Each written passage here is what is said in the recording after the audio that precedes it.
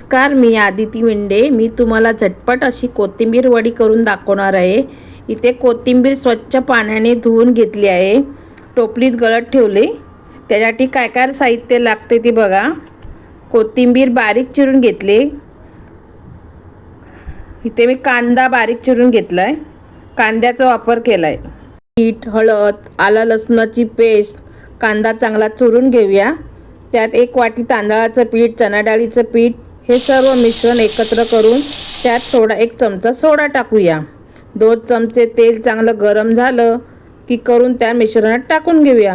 बघा कसा मस्त वास येत आहे.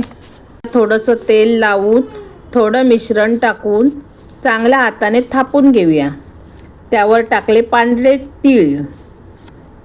बघा कसं छान दिसतंय. पातेल्यात एक आपण पाणी गरम करत ठेवूया. ते उकळलं की ताट त्यावर ठेवून 5 मिनिटं झाकण ठेवून ठेवूया. बघा आपली वडी कशी झाली बघायची. सुरी मध्यभागी घालून सुरीला चिपकलं नाही म्हणजे आपली वडी तयार झाली. ताट आपलं थंड झाल्यावर वड्या पाडून घ्यायच्या आणि तेलामध्ये चांगल्या तळून घ्यायच्या. बघा कुरकुरीत कोथिंबीर वडी कशी तयार झाली. तुम्ही पण अशी वडी तयार करता का?